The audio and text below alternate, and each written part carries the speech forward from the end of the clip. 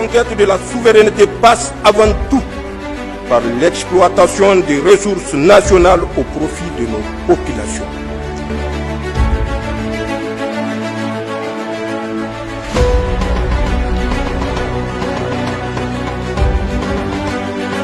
Suite de cette édition, le ministre de la Santé publique, de la Population et des Affaires sociales a procédé ce matin à Niamey à la réception d'un important lot de matériel roulant au profit des services rattachés à son département ministériel. Il s'agit de 16 véhicules tout-terrain acquis à travers le Bureau des Nations Unies pour les services d'appui au projet dans le cadre du projet Lafia Yali financé par la Banque mondiale. La cérémonie s'est déroulée en présence du gouverneur de la région de Niamey. Le point avec Ahamadou Tijane Oumarou et Suleiman Boubacar. D'un coût global de 549 866 214 francs CFA, c'est l'eau de 16 véhicules Toyota Land Cruiser Hardtop acquis par l'État du Niger à travers les bureaux des Nations Unies pour les services d'appui au projet INOPS. Dans le cadre du projet Lafia Yali, vient renforcer les capacités logistiques des services du ministère de la Santé publique, de la Population et des Affaires sociales. Cela s'inscrit également dans le cadre de l'amélioration de l'accès des femmes et des filles aux services de santé et de nutrition renforcés dans les zones prioritaires du pays. L'acquisition de ces matériels roulants constitue aussi une étape importante dans la mise en œuvre du plan de développement social et de sécurité alimentaire du Niger. Les équipements que l'UNOPS présente aujourd'hui grâce au financement de la Banque mondiale contribueront à l'amélioration du système de santé nigérien en facilitant la supervision des activités visant l'élargissement de l'accès et l'utilisation d'un ensemble de services de santé reproductive, maternelle, néonatale, de l'enfant et des adolescents et de la nutrition. Je voudrais au nom de la directrice du bureau multipays de l'UNOPS pour l'Afrique de l'Ouest et de toute l'équipe de l'UNOPS au Niger réitérer notre profonde gratitude au ministère de la Santé publique, de la Population et des Affaires sociales, ainsi qu'à l'unité de gestion du projet Lafia Yali pour la collaboration fructueuse et pour la confiance accordée à l'UNOPS. Financé par la Banque mondiale, les projets Lafia Yali, dont la mise en œuvre a abouti à l'acquisition de ces véhicules tout-terrain, s'inscrit dans une vision à long terme du Niger pour des meilleurs services de santé au profit des populations. Il s'agit de s'assurer que la jeunesse du Niger puisse saisir pleinement les opportunités énormes qui sont leur offertes par leur pays. Réduire les taux de retard de croissance est essentiel pour cela. Améliorer la nutrition des enfants et leurs mères est essentiel pour cela. Améliorer l'efficacité, l'équité et la durabilité du système de santé est essentiel pour cela. Avoir de l'accès à des infrastructures de santé qui sont conditions, qui sont de bonne qualité est essentiel. C'est pour cela que dans les mois à venir, sous financement de ce même projet, le gouvernement va commencer la construction de 5 hôpitaux de district et plus de 30 centres de santé. La réhabilitation de beaucoup d'autres de santé est déjà en cours. Occasion pour les ministres de la Santé publique, de la Population et des Affaires sociales d'adresser au nom des plus hautes autorités du pays sa profonde gratitude à tous les partenaires qui ont contribué à la réussite de cette initiative, notamment la Banque mondiale et l'UNOPS. Ces moyens roulants permettront de renforcer la mobilité des équipes médicales, d'assurer une meilleure logistique pour la distribution des équipements et médicaments et garantir une réactivité accrue face aux urgences sanitaires. Conscient que la disponibilité des moyens logistiques adaptés est un facteur essentiel pour assurer un service de santé efficace et équitable, notre département ministériel réaffirme sa détermination à améliorer la qualité des soins et à renforcer les capacités opérationnelles de nos structures de santé. Ces véhicules contribueront à cet effet à la mise en œuvre de nos politiques publiques en matière de santé, en facilitant notamment le déploiement des programmes de vaccination, la supervision des centres de santé, le transport des patients en situation critique. Tout en procédant à la réception officielle de ces 16 véhicules flambant neufs, les ministres en charge de la santé publique a rassuré les partenaires quant à la bonne utilisation et l'entretien de ces équipements afin qu'ils puissent pleinement être exploités et servir durablement les populations bénéficiaires. Le médecin colonel-major Garba Hakimi a par ailleurs appelé l'ensemble des parties prenantes à faire preuve de responsabilité et d'engagement dans la gestion de ces précieux véhicules. Le ministre de l'Urbanisme et de l'Habitat a quant à lui effectué une visite ce matin au niveau du site de construction de 105 logements sociaux. Ceci pour constater l'état d'avancement des travaux financés par la Banque de l'Habitat du Niger à hauteur de 1,5 milliard de francs CFA. Le point avec Jamila Amadou et Ousmane Sanabdou. Dans le cadre des visites de chantier programmées dans l'agenda du ministre de l'Urbanisme et de l'Habitat, Salissou Sahirou Adamou, ce matin, la délégation ministérielle est allée faire le point de l'avancement des travaux de construction de 155 logements sociaux. Rappelons que les travaux de ce chantier ont été lancés le 12 septembre 2024, puis une première visite effectuée sur le site le 5 décembre 2024. Le ministre de l'Urbanisme, attachant du prix à cette réalisation, a encore effectué le déplacement ce mardi 4 mars 2025 pour s'enquérir de l'évolution des travaux. Aujourd'hui, l'implication de toutes les parties prenantes a permis d'obtenir un résultat satisfaisant. En effet, la plupart des logements sont au stade de finition pour un délai consommé de 5 mois seulement sur les 12 mois prévus. Et c'est le lieu pour moi d'exprimer ma satisfaction concernant l'évolution et la qualité de l'ensemble de ces travaux. Et oui, les relations sont très bonnes, ce qui est tout à fait normal, attendu que la Banque de l'Habitat du Niger est l'un des outils de la politique nationale en matière d'habitat, adoptée par la loi numéro 9854 du 29 décembre 1998.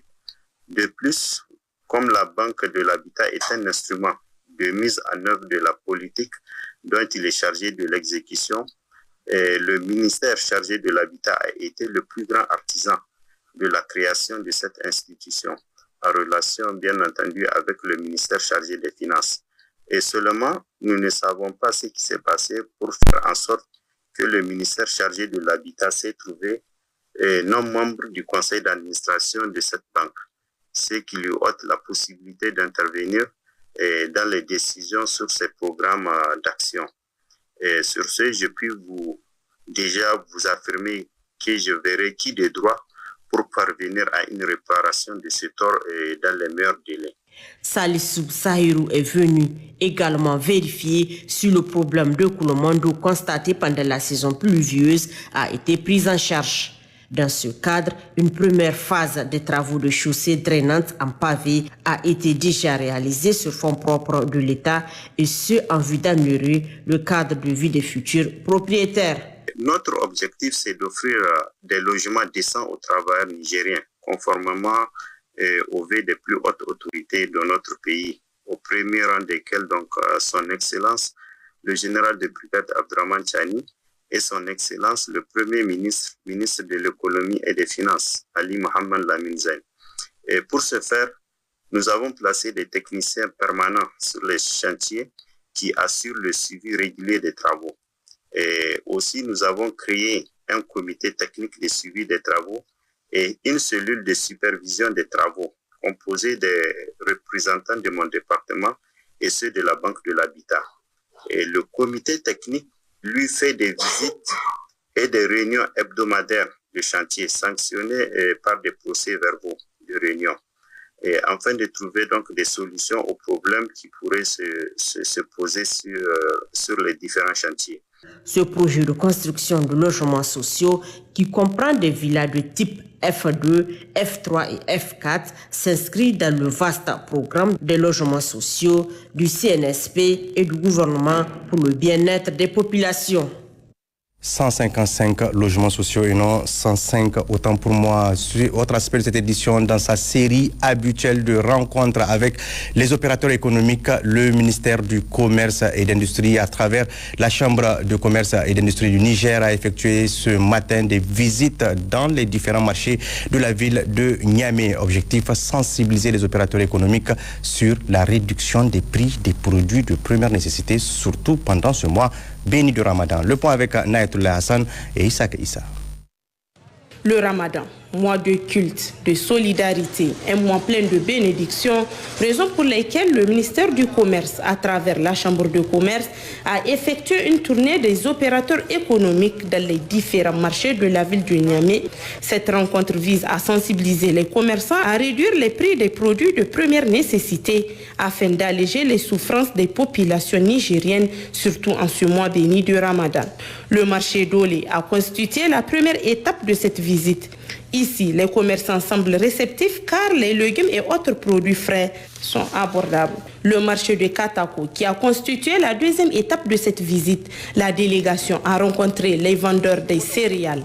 À leur niveau également, les prix ont été réduits.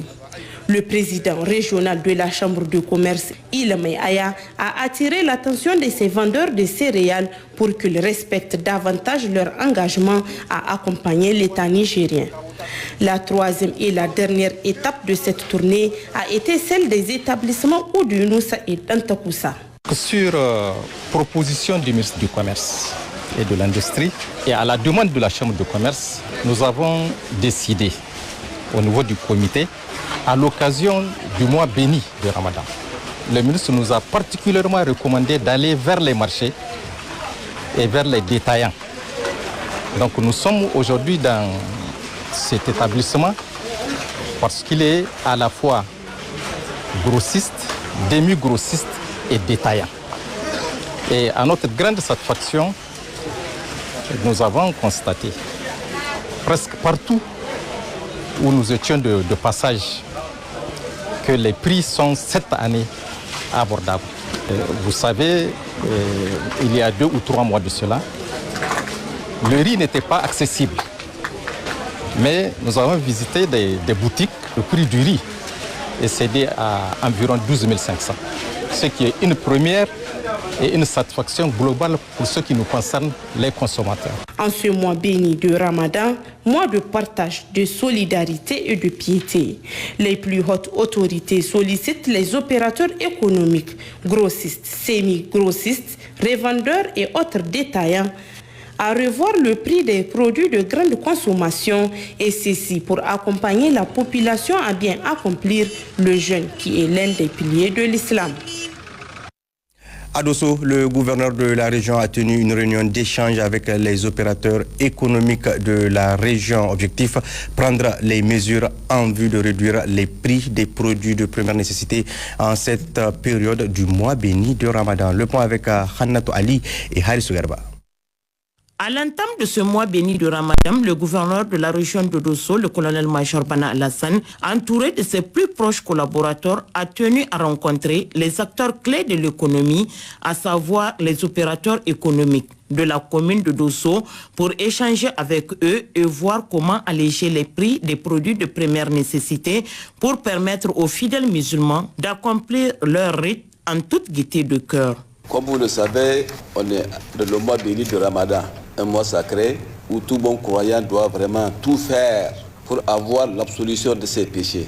En tant que commerçant, je voudrais attirer votre attention sur un fait, parce qu'il y a des commerçants qui choisissent le moment pour augmenter les prix, ce qui est contraire à notre religion.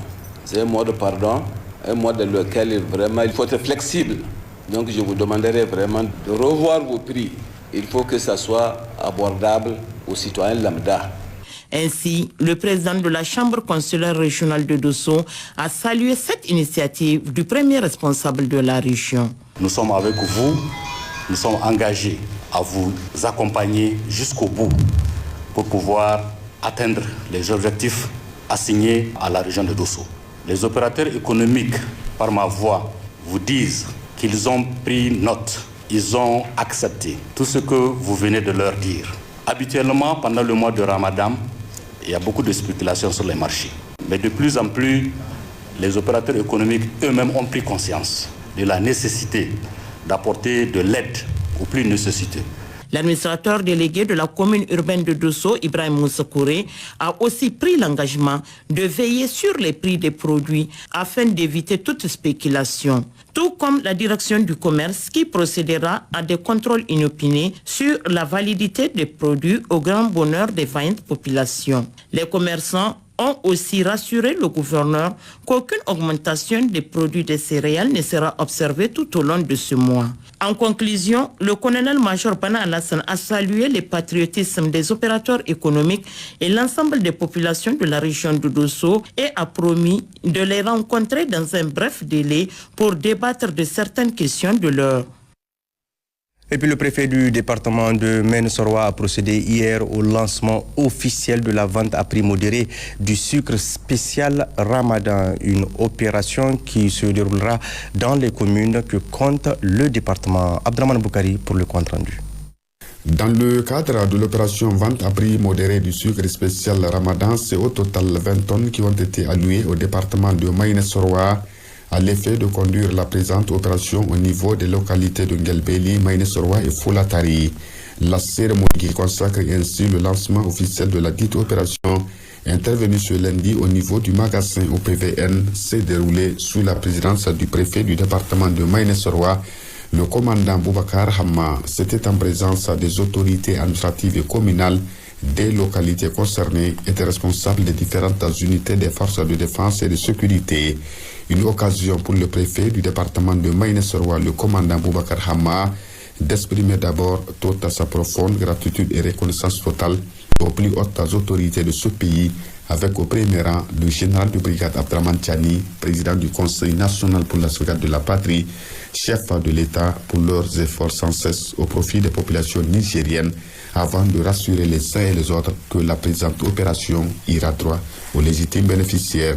En effet, pour assurer la réussite de la présente opération et partant permettre au grand nombre de ménages d'y accéder, la vente se fera, faut-il le préciser, par la mesure locale TIA. Aussi des centres secondaires de vente seront créés pour toucher plus de bénéficiaires. La plateforme agroécologique multi-acteurs Raya Karkara a reçu ce mardi la visite du directeur régional Afrique de l'Ouest de Suisse Aide, Blaise Burnier, qui est en visite de travail au Niger, est allé s'enquérir de l'état de mise en œuvre de l'agroécologie au Niger, cette ONG internationale étant le partenaire stratégique de la dite plateforme. Le point avec Gérard Blazis. En mission à Niamey au Niger, le directeur régional Afrique de l'Ouest de Suisse Aide, Blaise Burnier, était ce mardi après-midi à la plateforme agroécologique multi-acteurs Raya Karkara, accompagné du représentant pays de cette ONG internationale, Mohamed Rabil Abdou, et de son adjoint. Après l'accueil empreint de chaleur qui lui a été réservé par le président de la dite plateforme, Ousmane Dambaji, qui s'est réjoui de cette visite, une brève présentation de cette structure a été faite aux visiteurs. Raya Karkara est un réseau créé en 2014 par des organisations paysannes, associations et ONG de développement, institutions de recherche et de formation, au nombre de 28 aujourd'hui, qui œuvrent inlassablement pour la promotion de l'agroécologie au Niger. L'agroécologie au Niger, justement, a été au centre de la rencontre. Le directeur régional Afrique de l'Ouest de Suisse Aide voudrait savoir là où on en est. Rappelons que l'agroécologie est une pratique qui met en avant le compostage, la rotation des cultures, l'agroforesterie et l'utilisation de variétés locales de semences. À titre illustratif, ces techniques ont permis une augmentation de 20 à 30% de rendement agricole dans certaines zones pilotes des projets et programmes de l'ONG Suisse Aide Niger. Du partage d'expériences des différentes structures de la dite plateforme et des réponses des uns et des autres, l'on retient qu'on est sur la bonne voie au Niger et que le contexte actuel de quête de souveraineté à tout point de vue du CNSP est favorable. Il suffit de redoubler d'efforts. C'est ce que SwissAid Niger fait sous la houlette du représentant pays Mohamed Rabilou Abdou. Le leadership de ce dernier a été salué par les différents intervenants qui ont indiqué que si Rail Karkara existe aujourd'hui et qu'elle mène à bien ses activités, c'est grâce à lui. Cette rencontre qui a duré environ 1 heure de temps a permis au directeur régional Afrique de l'Ouest de SwissAid de se faire une idée de l'agroécologie au Niger. C'est un entretien très riche, ça m'a permis de voir la de la plateforme Raya Karkara qui comprend des ONG internationales mais aussi des ONG nationales, des coopératives et des journalistes, beaucoup d'acteurs qui ensemble peuvent vraiment porter l'agroécologie à un niveau plus élevé, à un niveau plus systémique, ce qui est vraiment nécessaire. Donc on voit vraiment la pertinence d'une telle plateforme pour le Niger. Je pense qu'il faut aller sur la pratique. Et plus il y aura des personnes qui mettent ça en pratique, plus on arrivera à améliorer, à intensifier, à amplifier et plus on aura des résultats. Mais il faut dire que le contexte actuel, tant national qu'international, est assez favorable. On est dans un monde qui est en pleine turbulence. Actuellement, on a beaucoup de réajustements et la souveraineté alimentaire devient d'autant plus nécessaire et que l'agroécologie est un élément de réponse. Il y en a beaucoup, mais c'en est un qui est important. Il faut noter que SwissAid, ONG internationale basée en Suisse, créée il y a 75 ans, et dans sa 51e année de présence au Niger dans le but de soutenir les efforts de quête de souveraineté alimentaire des autorités du pays.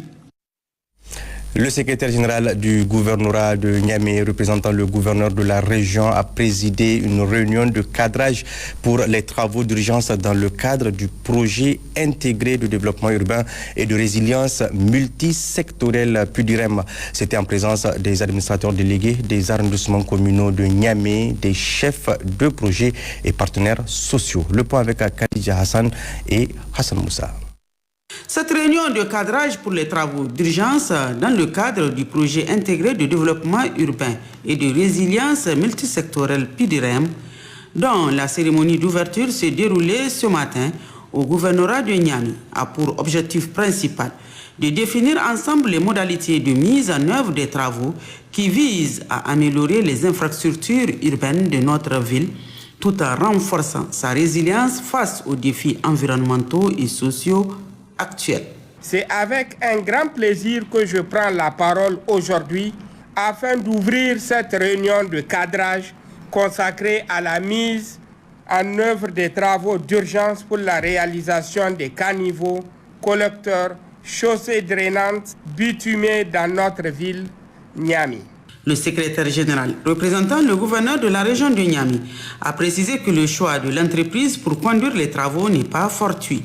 La sélection de l'entreprise Morey pour conduire ces travaux témoigne de notre engagement commun à garantir une exécution efficace dans les délais impartis. Ce calendrier serré nécessite une coordination sans faille entre toutes les parties prenantes, incluant les services techniques de la ville de Niamey, les autorités régionales compétentes, ainsi que des partenaires privés et aussi des sociétés telles que la Nigérienne des eaux, la Nigélec et les fournisseurs de télécommunications comme Sahelcom, Move Niger, Airtel et bien d'autres. La réunion de cadrage d'une journée pour les travaux d'urgence dans le cadre du PUDIREM a regroupé les autorités régionales, dont la secrétaire générale adjointe du gouvernorat de Niamey, les administrateurs délégués communaux de la région de Niamey, les chefs de projet, chefs d'entreprise et spécialistes du domaine, ainsi que des représentants de toutes les parties prenantes et partenaires pour assurer la réussite de ce projet. La conquête de la souveraineté passe avant tout par l'exploitation des ressources nationales au profit de nos populations.